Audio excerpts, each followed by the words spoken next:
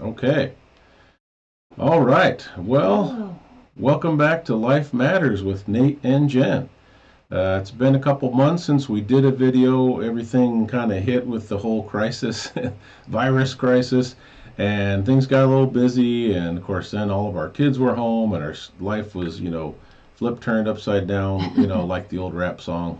Okay, Fresh Prince of Bel Air. Right. But no, seriously, we decided that we wanted to do a video about the pandemic. We're entitling this Parenting in a Pandemic, and we put pandemic in quotation marks. That should give you some type of an idea of what our thoughts are regarding what's going on with this thing. But so this is episode number 15, Parenting in a Pandemic. And so we're going to just share for several minutes about this topic. I mean, life has changed for so many of us during the shelter in place, lockdown, quarantine, whatever you want to call it. I know it's different for every state, but most of the states that have been participating in the quarantine have been pretty much on the same page with what's allowed and what's not allowed. The social distancing and schools being closed and a lot of people either having to work from home or maybe even being laid off. So life has changed, and so there are a lot of life matters involved in this new society that we've become involved in this last month. Right. So we wanted to tackle this subject. Some of it will just be kind of lighthearted because we need some of that, when we're in challenging times. But we have some suggestions, we have some scriptures, and just some thoughts that we're going to share. So we hope this blesses you and encourages you during this time, and we do hope that things will get better and easier. We're praying for that, and I think that in the next week or so, we'll get more back to normal than we've been for a month. So we'll go ahead and start this off. Jennifer has some thoughts about what types of behaviors might we see when we're parenting in a pandemic with kids at home. Right. Well, we are all kind of going through, something unprecedented, they say, right? And we've all got our own ways of adjusting to that as adults. But if you think about it, kiddos are really, they're being exposed to the stress or anxiety that they can feel in the home because they know that their parents are dealing with something that's new and tense.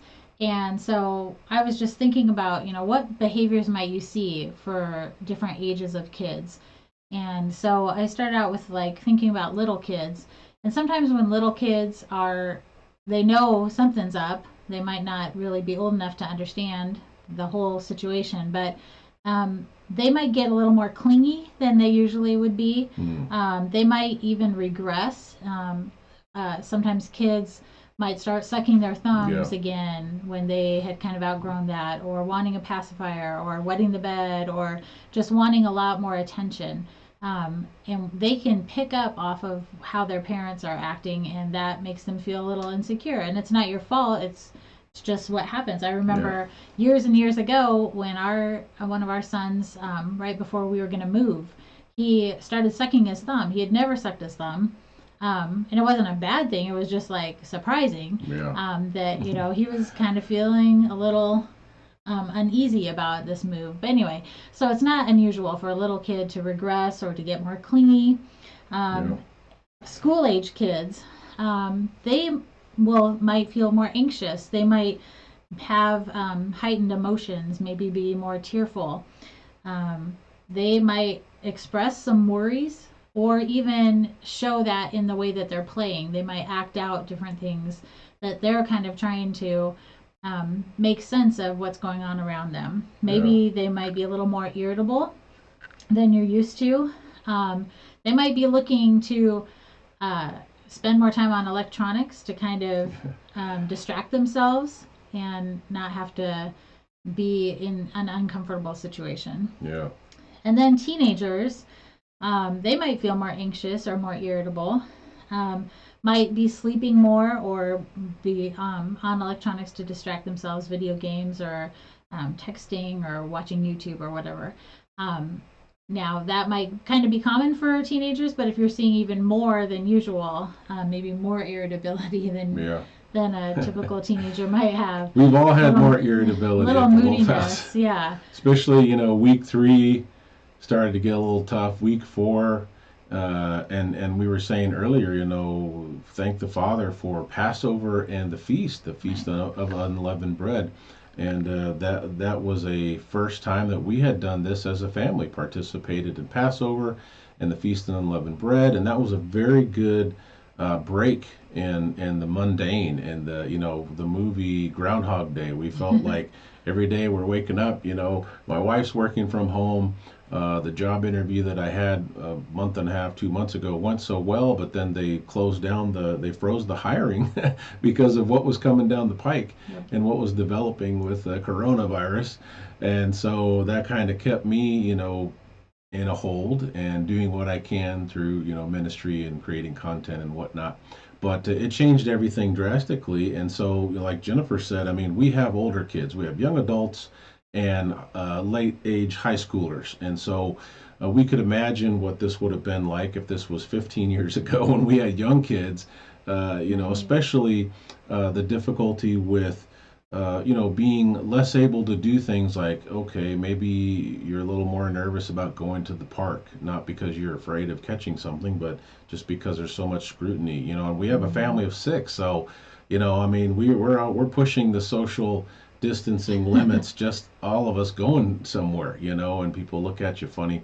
But having less time outside, less places to go, yeah, we go to our backyard, and on a nice day that can be great.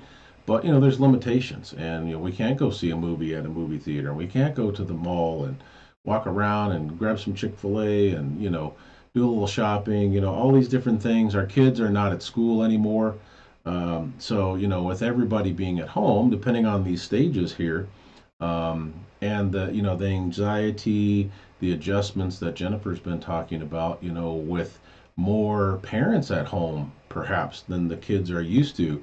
In Hmm. many ways, that's a blessing, but it does disrupt the schedule. It disrupts what they've known Hmm. pretty much their whole lives, and unless you've been a stay-at-home mom, the whole time, or a stay-at-home dad.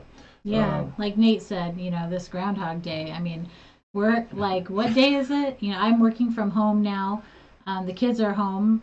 They're doing their schooling at yeah, home, but they're, not going to sleep at the regular time. yeah, And they're waking up later. And so everything's just off. It's different. So yeah. we've come up with some ideas that might be helpful.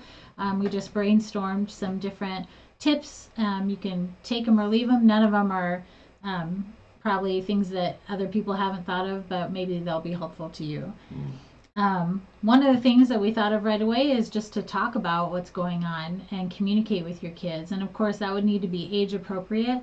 But yes, you can say to them, yes, things are different right now. And even little mm-hmm. kids, you can just say, yeah, we're not doing that right now. And we're doing this instead. You're not going to play school or preschool or kindergarten or whatever the stage is. But reassure them, that in the future things will get back to normal and we're going to be okay and mommy and daddy are still here, and give them that reassurance and validation that their feelings are important and um, that they're not going crazy. Yeah. Yes, things are different, but it's going to be okay. Yeah, and we're not saying pretend like nothing's going on, but it has to be age appropriate, and even with our older kids, we talked with them about some of the things that could happen in the future. If their coronavirus thing, gets worse or whatever the case would be. But we tried not to, share intimate details of all the things that we were concerned about potentially happening. Even our young adult kids, they can only control so much. They were at school, now they're not. They had new jobs that they were looking forward to moving Hmm. into the summer, and then those jobs shut down too, so they have no income whatsoever. Right. And so they're keying off the parents. How are my parents responding? How are they Hmm. reacting? And really, in some ways, all the stuff that we've shared in the previous videos basically just hold true. I mean, there's some nuances and there's some new ideas and thoughts that we're sharing with you in this video, but a lot of the basic stuff is still there. We still need to try to have consistency in what we're doing, even though life has been, flipped upside down in some ways. We Mhm. want to try to give as much consistency, as much security as we can. And all of us in our household have faced different levels of anxiety over some of Sure. these changes.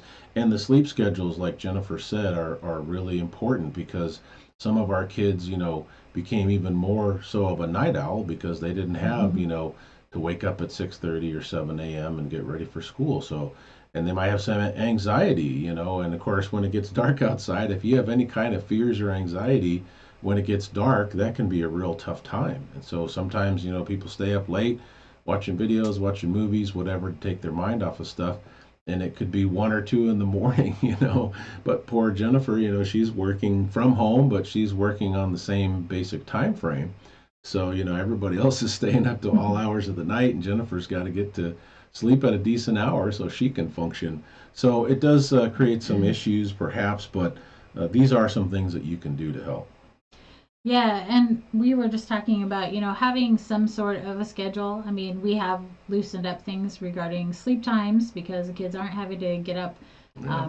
as early and get ready for school, the high school times, as if they were still going to school in the building. But it is reassuring to kids, especially younger kids, to have a schedule to know what's going to be expected. And you don't have to have it down to the minute or anything, but just even like a visual schedule on the wall can be kind of helpful. We're Yeah. going to do this first, and then we're going to have some reading time, and then we're going to go outdoors for some time, then we'll have lunch. So kids really thrive on that reassurance of a Yeah. schedule and some patterns of what to expect. Well, and if you think about it, any kids that are school age that have been in school, they have a schedule at school. Mm-hmm. They have different periods, and they have a lunch hour, and they have. We're not saying you have to run it like a school, you know.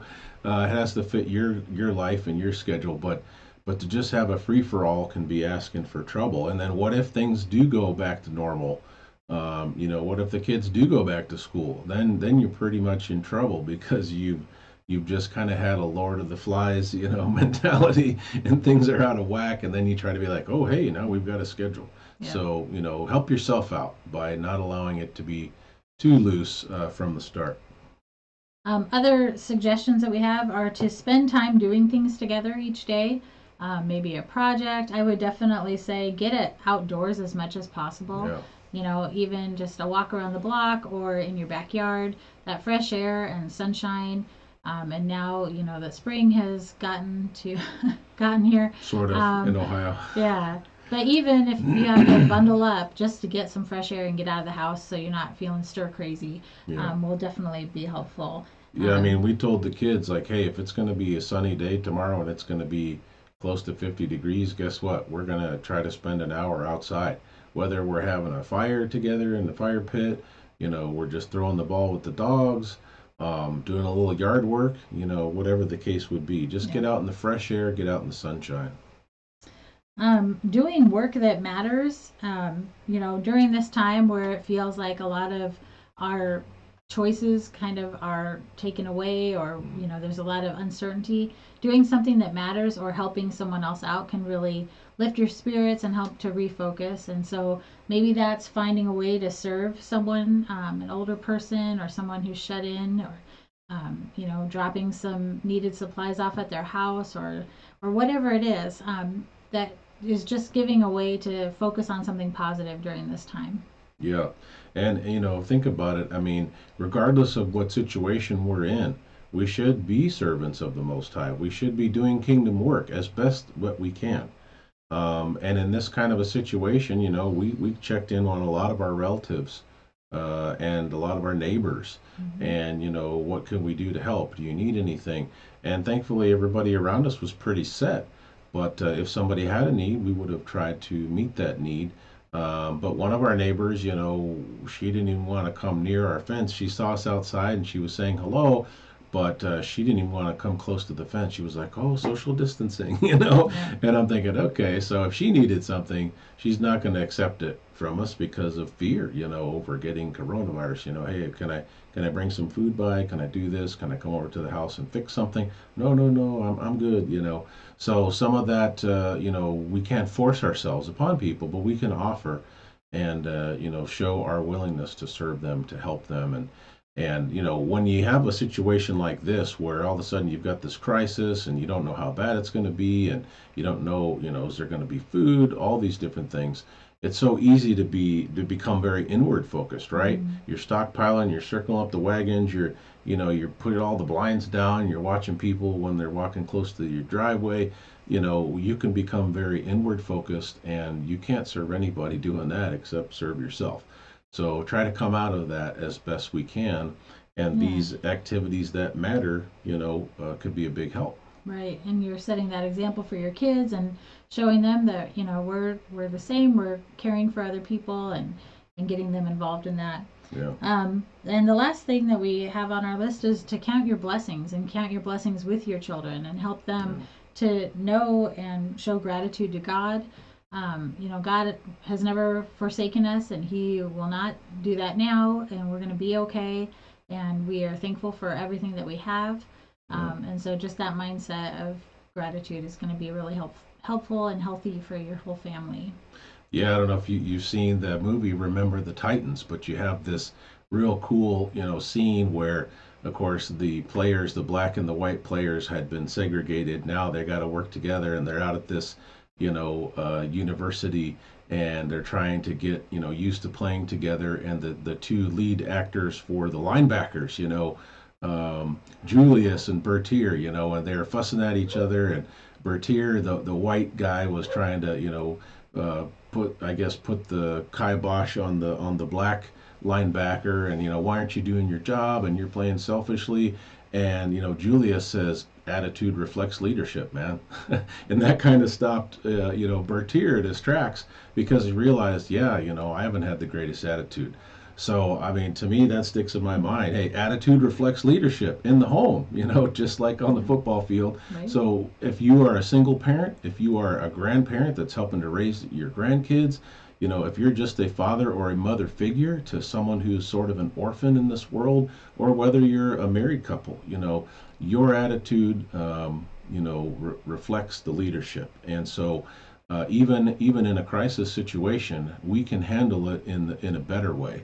We can handle it in a faith-filled way and in a calmer way, and that's Mm-hmm. going to trickle down. If we're all anxious and we're freaking out and we're all going to die, I mean, imagine what your kids are going to be doing. And Yeah, does that show, how we respond does show our faith. definitely. Did you want All to right. share some of the scriptures that we came Yeah, I up do with? have a few scriptures. One scripture I've shared before from Deuteronomy chapter 6. We have the hero Israel, the Shema, and then we have the words which I've commanded you this day shall be in your heart. This is Deuteronomy 6, verse 6. We've used this scripture before in some of our life matters, and we want to use it again because we think it still applies to a quote pandemic situation, and maybe even more so because now you have perhaps a blessing of being locked down is that you've been around your kids more, right? So, what better time to really follow through with this? But it says, these words which I command you this day shall be in your heart. You shall teach them diligently unto thy children, shall talk of them when thou sittest in thine house, when you walk by the way, when thou liest down, and when you rise up. That's like the whole day long. Mm-hmm. And so, this is an opportunity to mentor your children spiritually and to have a dialogue with them. And the older and more mature the children are, hopefully, the more they will take this to heart and they will seek to have a relationship with their Creator. And let's see, I have two more scriptures. I just want to allude to Hebrews chapter 11. Mm-hmm. Encourage you to read that again sometime. But there's kind of two sections there. There's the heroes of faith, as we call it. Abraham did this by faith, and Sarah did this by faith, and Noah, by faith he built an ark, to the salvation of his household. And so we have all these people that had either a challenge a mission, and their faith was in the Father, and so Mhm. they did what the Father commanded because of their faith, even under duress and difficult circumstances. Um, a little more intense later in chapter 11, and this you probably wouldn't share a lot of this with your young kids, maybe your older kids you could discuss this, but people had it a lot, followers of Messiah or of the Father had it a lot worse than most of us in America on lockdown have ever had. It says they were being killed with the sword and they were being sawn in two, and some were beheaded for their testimony of Messiah. So things could be a lot worse, and so that goes to counting your blessings, but also being prepared, for your faith, whatever the situation is. And then we want to end with Colossians chapter 3. I want to read some verses here. It's talking about putting on love, which is the perfect bond of unity, in Colossians 3:14, and then 15 it says, "Let the peace of God, of Elohim, rule in your hearts." And so we need that peace and when there's turmoil around us. And it says, "Which you're called in one body, and be thankful." So there's the thankfulness. And it says, "Let the word of Christ, Yahushua HaMashiach, dwell in you richly." So, the word dwelling in us richly each day, in all wisdom, teaching and admonishing one another. And here's a worship component in psalms, hymns, and spiritual songs, singing with grace. Some versions say melody in your hearts to the Lord. So there still should be an aspect of worship even during challenging situations. We see these apostles and disciples that were in jail. They were in prison for doing the Father's will and for speaking about the kingdom and sharing the gospel. And 9 times out of 10, they were either singing or praying. They were worshiping or they were praying. Mhm. So we can have that same attitude. And it says, "Whatever you do in word or deed." Okay, this is one of those all encompassing, whatever you do in word or deed, do all in the name of the Lord Jesus, giving thanks to God and the Father through him or by him. So a lot of these scriptures maybe we've read before in Bible class, we've heard sermons on, but maybe in some special way we could certainly apply these in a new and different way. Under these unusual and difficult circumstances, the Word is still living. It's still active. It can guide us. It can help us. It can encourage us. And so we wanted to encourage you guys with this. And parenting in a pandemic. What are some things to consider? What are some helps? What are some scriptures to encourage us along the way? So we hope this has been encouraging to you. As always, you can reach out to us if you have questions, comments, ideas for maybe future discussions on our program. For Life Matters, you can email us at nate@firedfortruth.org. That's nate@firedfortruth.org. You can hit us up on Facebook Messenger if we're Facebook friends. And it seems like things are going to get a little better here in America, perhaps in the next week or so.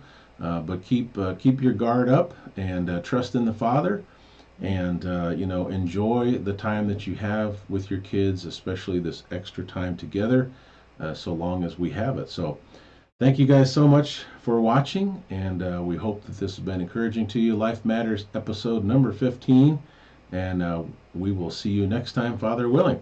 So take care, and God bless. Bye bye.